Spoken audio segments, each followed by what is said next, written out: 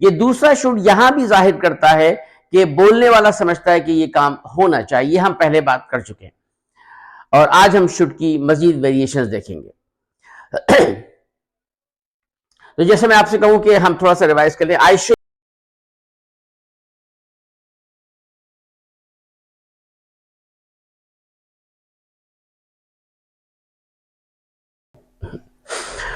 अस्सलाम वालेकुम dear students.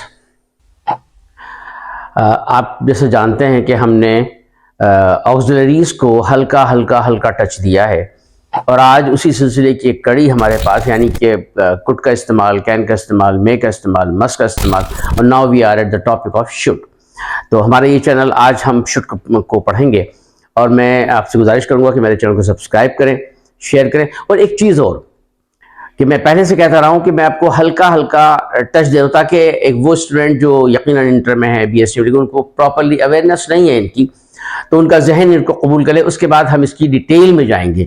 तो अपने आप को तैयार रखें।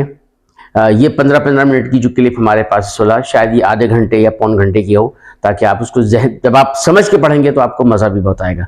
तो माय डियर स्टूडेंट्स, आइए हम अपने टॉपिक की तरफ दोबारा चलते हैं। आज हमारा टॉपिक है शुड का इस्तेमाल। जैसे मैंने पहले आपसे कहा था कि should, ought to, have to, should, must, और मस्ट का और हैव टू का पास जो है वो हैड टू होता है। तो इसी सिलसिले की एक कड़ी हमारे पास आज शुड है।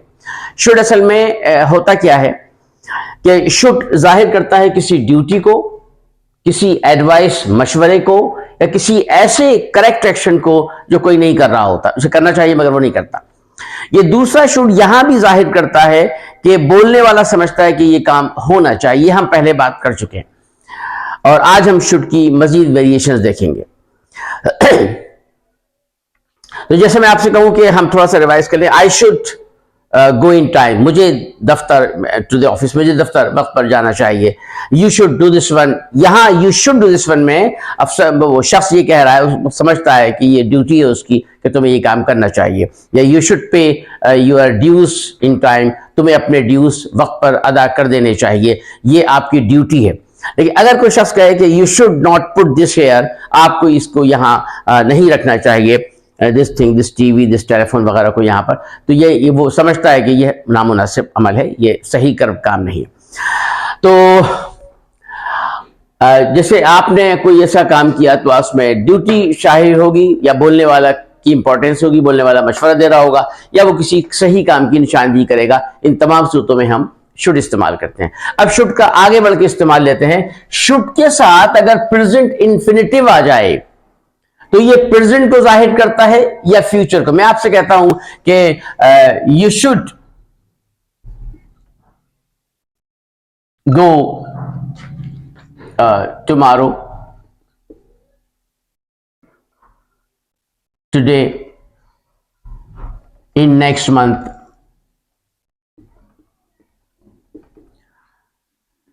ये नेक्स्ट मंथ, टुमारो फ्यूचर की अलामत है, जबकि टुडे अभी हाल की अलामत है। यू शुड गो, तुम्हें जाना चाहिए कल, आज या अगले महीने।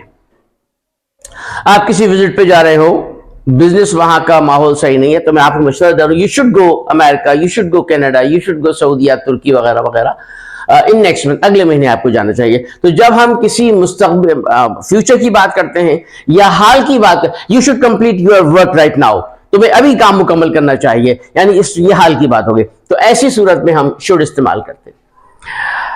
शुड का एक और इस्तेमाल हमारे पास है। शुड अगर हमारे पास परफेक्ट इंफिनिटिव में आ जाए, शुड के साथ, जैसे मैं लिखा तो है हमने, जैसे मैं आपसे कहूं कि you should have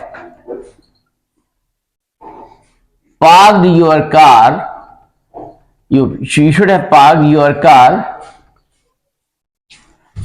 in the parking area,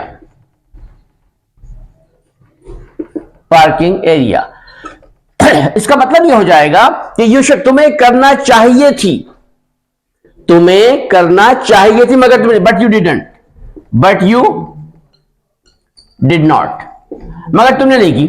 तो ऐसा काम जो होना चाहिए था मगर आपने नहीं किया। You should have park your car भूल गया था भाई।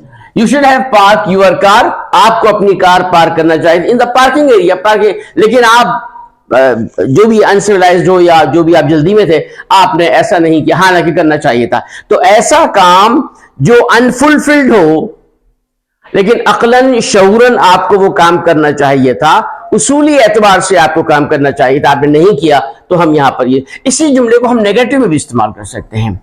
You should not, he is your senior Elder, he is your senior Elder, जो तुम्हारे बड़े हैं। यू शुड नॉट हैव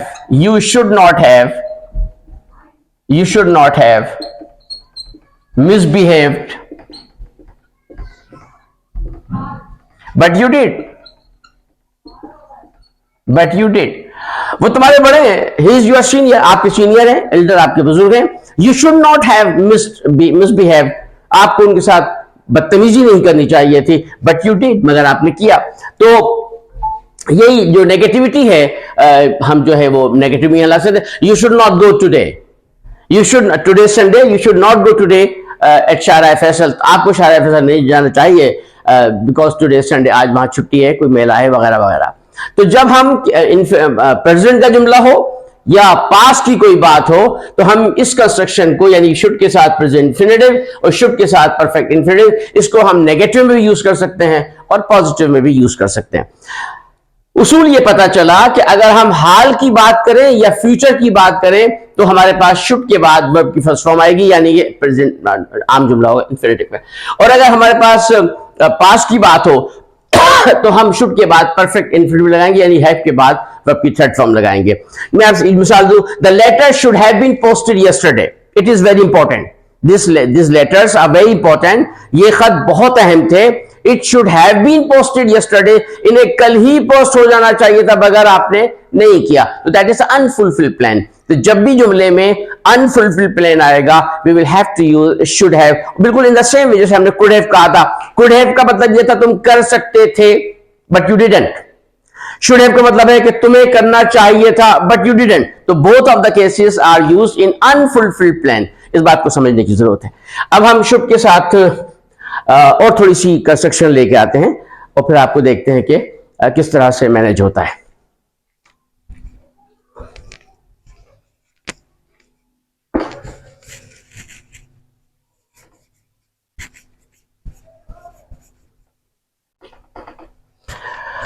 हमने क्लास में माय डियर स्टूडेंट्स, हमने नरेशन में पढ़ा है कि शुड की जो चेंज है, शुड को जो हम तब्दील करते हैं, कभी हम उसको इंफिनिटिव बना के भी करते हैं, कभी जेरेंट फॉर्म में भी करते हैं। तो यहां भी हम ये देखेंगे कि अगर जुमले में ये पैसिव भी आ सकता है, this work should be done in time, this work should be done in time, ये काम वक्त पर होना चाहिए। तो हमने ये इसमें पैसिव में लेकर आया। जो पैसिव का असूल है कि शुड के बाद, विल के बाद, कैन के बाद, कुड के बाद, वुड के बाद जब भी आता है तो देयर शुड बी वर्ब की थर्ड फॉर्म होती है। तो यहां भी पैसिव में आ गया।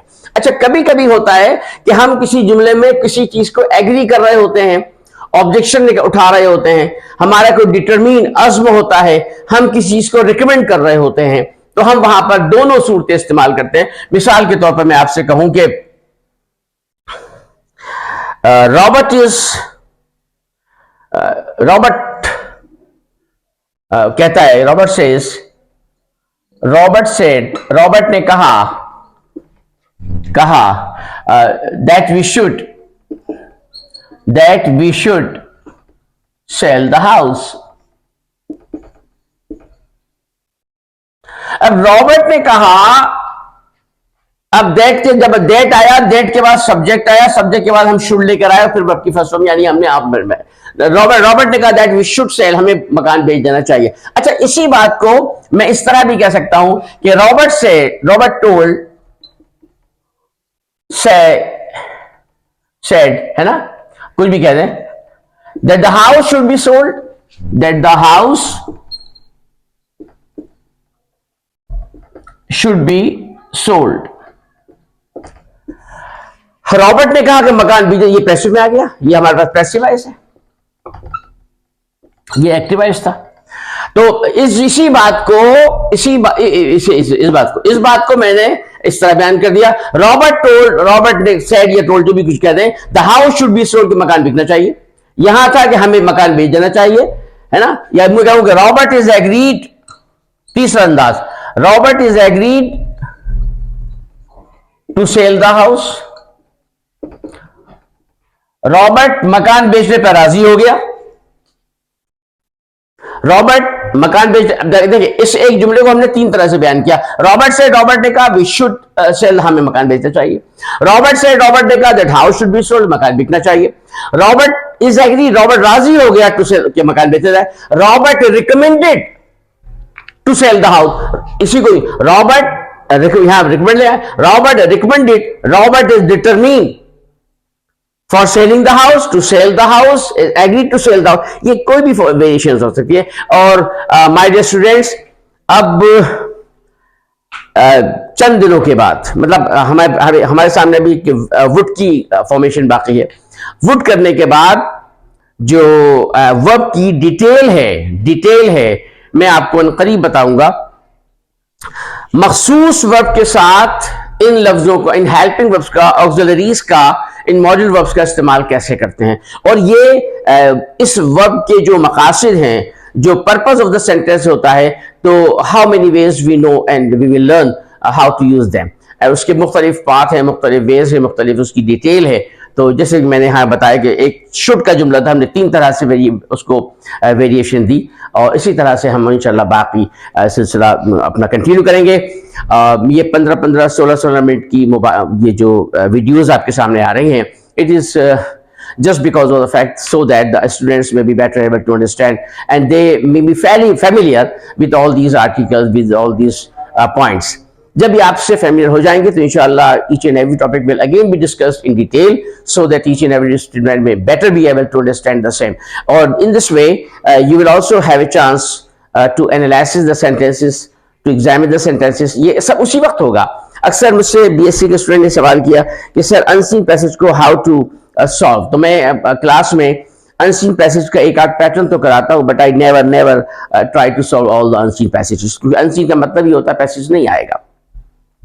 But you must have enough capability of the vocabulary, you must be an expert and have good awareness about the grammar, and these two things will make you able to answer, to solve the unseen questions. तो हमारी गुजारिश है कि इसको continue रखें, इसको share कीजिए, subscribe कीजिए, और हम थोड़ा, it will take time, but इंशाल्लाह बहुत अनकरीब within a week we will go in the detail of these all things. बहुत शुक्रिया, अस्सलाम वालेकुम, अपना ख्याल रखिएगा।